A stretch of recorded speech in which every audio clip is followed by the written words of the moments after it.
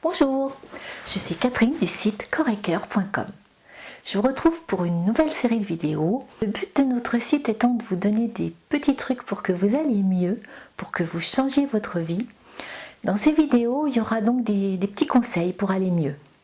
Je vais appeler cette série les secrets du mieux-être. Vous connaissez sûrement déjà tout ce que je vais vous raconter. Mais le pratiquez-vous? C'est la question. Et quand je dis ça, je me mets dedans.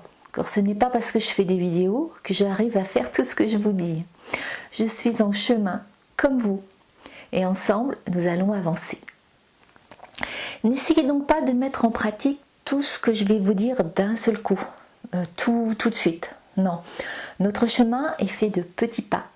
Un petit pas à la fois. Et félicitez-vous pour chaque petit pas. L'important est de ne plus vivre en automatique, mais d'être conscient. Conscient de ce qu'on vit, de ce qu'on mange, comment on respire. Être conscient, c'est être là, ici et maintenant. De vivre le moment et de ne pas passer la vie, sans s'en rendre compte. La vie passe si vite. Autant en profiter pleinement de chaque moment.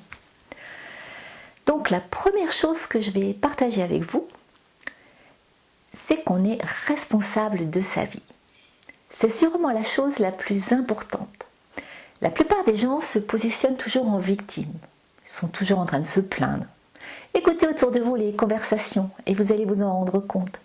C'est toujours de la faute des autres, la faute du temps, la faute du gouvernement, la faute des événements, tous les événements extérieurs. Il faudrait faire ci, il faudrait faire ça. Bon. Mais vous, en tant que responsable de votre vie, vous faites quoi? Je pense que le monde changera lorsque chaque individu aura compris qu'il peut agir sur le tout. Chaque action, même petite, est importante. Je ne vais pas vous ressortir la belle histoire utilisée par l'association Colibri. Vous savez, le petit oiseau qui, en lançant une goutte d'eau sur l'incendie, dit « Moi, je fais ma part ». Voilà, si chaque personne faisait sa part, en conscience, tout changerait. Donc écoutez-vous dans la journée, observez-vous, relevez les moments où vous vous posez en victime. Créez votre propre perception de votre environnement. On attire à nous ce qu'on crée, ce qu'on pense. Les pensées influencent notre vie. C'est le principe de la loi de l'attraction. Ce concept est peut-être nouveau pour vous. Nous en reparlerons dans d'autres vidéos.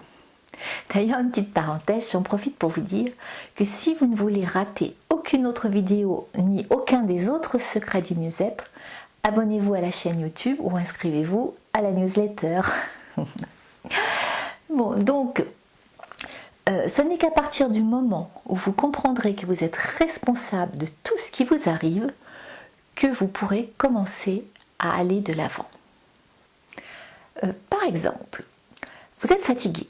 Vous n'allez pas bien, vous avez des petits problèmes de santé. Si vous vous posez en victime, si vous jouez au Calimero, oh, c'est vraiment trop injuste. Pourquoi je vais pas bien? Pourquoi moi? Pourquoi que c'est à moi qu'il arrive ça? Et si vous n'arrêtez pas de vous plaindre, à dire bon, on fait aller, sans rien changer à votre vie, rien ne changera. Si au contraire vous vous posez des questions, pourquoi je suis tout le temps fatiguée, déprimée, que j'ai mal partout? Peut-être qu'en tant que responsable de votre vie, de votre santé, vous pouvez changer des petites choses. Vous couchez plus tôt par exemple, manger plus d'aliments sains et vivants, faire de l'exercice. Car se plaindre n'a jamais résolu les choses. Vous le savez bien sûr. Vous vous dites, ce qu'elle nous raconte, on le sait déjà. Oui, mais est-ce que vous posez des actions qui font que les choses vont changer? Ça, c'est de votre responsabilité. Ce qui vous arrive n'est pas de la faute de Pierre-Paul Jacques. Pourquoi nous aimons jouer les victimes? Il y a plusieurs raisons. La première, qu'on est souvent en manque d'amour. Et le fait de se plaindre fait que les autres vont nous écouter. Pendant un temps, on se sent important, notre petit ego, notre personnalité est rassurée de savoir qu'elle est différente des autres. Parce qu'il lui est arrivé ça. Moi, j'ai vécu ça.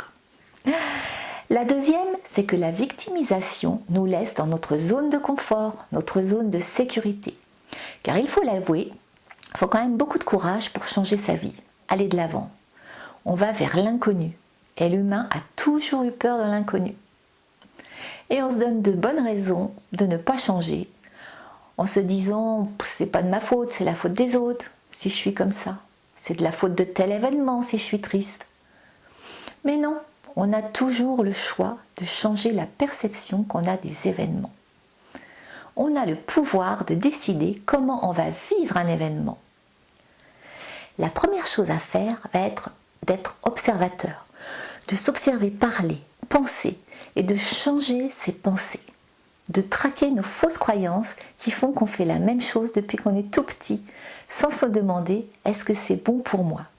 C'est prouvé maintenant en sciences quantiques, nos pensées sont des énergies. Elles ont un pouvoir énorme sur ce qui nous arrive. D'où l'importance de changer vos pensées. Essayez de penser que tout ce qui vous arrive a un sens. Même si ce n'est pas agréable, même si c'est dramatique, ce ne sont que des expériences qui sont là pour vous faire grandir. Soyez vous-même, sans jugement, sans culpabilité. On fait ce qu'on peut. Soyez doux avec vous-même. Avancez petit pas par petit pas. On est dans un rôle de victime depuis tellement d'années que c'est compliqué de devenir responsable. Bon, maintenant, comment faire pour reprendre les commandes de sa vie? Première chose, changez vos pensées. Ayez des pensées plus positives. Par exemple, dans un groupe, quand les conversations sont négatives, placez-vous en observateur. Placez comme un bouclier devant vous. Ne rentrez pas émotionnellement dans le jeu de la conversation. Socialement, vous allez répondre, évidemment, mais émotionnellement, essayez de rester neutre. Deuxièmement, osez être vous-même et assurez vos choix. Arrêtez d'attendre l'approbation des autres. On s'en fout de l'avis des autres. Suivez votre cœur, votre intuition. Osez faire vos propres choix. Soyez vrai avec vous-même. Troisièmement, choisir l'amour et la joie à chaque instant. Chaque fois qu'on fait un choix, on a le choix entre l'amour ou la peur. Et souvent, nos peurs ne sont pas réelles, ce ne sont que des constructions de notre mental. Alors, au moment du choix, choisissez le bon côté. La quatrième des choses est la plus difficile, mais c'est celle qui va tout changer. C'est passer à l'action. Si vous regardez cette vidéo et que vous ne mettez rien en place derrière, vous avez perdu 5 ou 10 minutes pour rien, juste pour nourrir votre mental. Vous auriez pu faire des choses beaucoup plus intéressantes comme rire avec vos enfants ou leur faire un câlin. Alors fixez-vous des objectifs et avancez, même d'un tout petit pas. C'est déjà beaucoup. J'espère que cette vidéo vous a plu et que vous allez avoir hâte de connaître les autres secrets du mieux-être. En attendant, je vous souhaite une merveilleuse journée dans la conscience du moment présent. Au revoir.